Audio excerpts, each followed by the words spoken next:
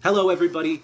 Welcome back to Daily Shakespeare. My name is Michael. Today is Thursday, and that means we're taking another look at one of Shakespeare's histories. And today we are going to dive into Henry IV, Part 1, and Henry Percy, Hotspur. Often, King Henry IV speaks of Hotspur in very high regard. He wishes his son Prince Hal were more like him, less of a drunken wastrel. And he sets a great esteem upon this young man.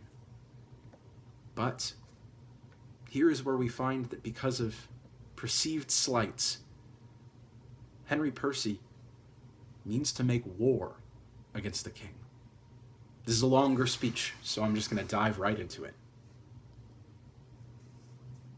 The king is kind, and well we know the king knows what time to promise, when to pay. My father, my uncle, and myself did give him that same royalty he wears. And when he was not 26 strong, sick in the world's regard, wretched and low, a poor, unminded outlaw seeking home, my father gave him welcome to the shore. And when he heard him swear and vow to God, he came but to be Duke of Lancaster, to sue his livery and beg his peace with tears of innocency and terms of zeal. My father, in kind heart and pity moved, swore him assistance and performed it too. Now when the lords and barons of the realm perceived Northumberland did lean to him, the more and less came in with cap and knee, met him in boroughs, cities, villages, attended him on bridges, stood in lanes, laid gifts before him, proffered him their oaths, gave him their heirs as pages, followed him, even at the heels in golden multitudes. He presently, as greatness knows itself, steps me a little higher than his vow made to my father, while his blood was pour upon the naked shore at Ravenspur.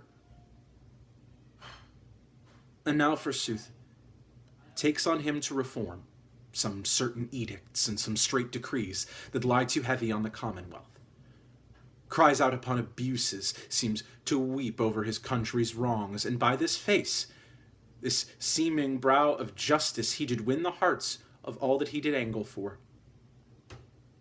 Proceed further.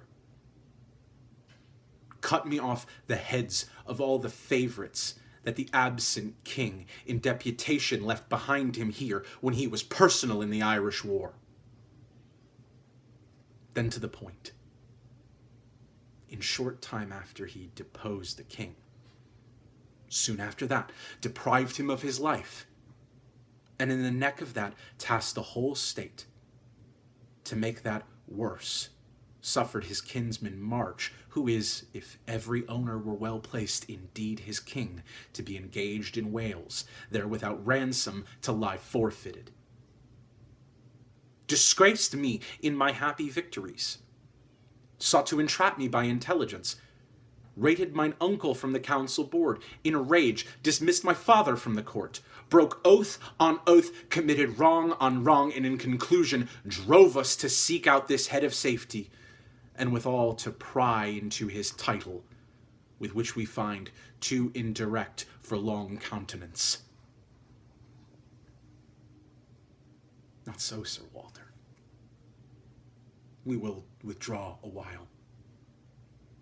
Go to the king, and let there be impawned some surety for a safe return again. And in the morning early shall my uncle bring him our purposes, and so farewell. We see here all of the things that King Henry IV sees in Henry Percy. He says what he means. He is blunt, direct, and to the point.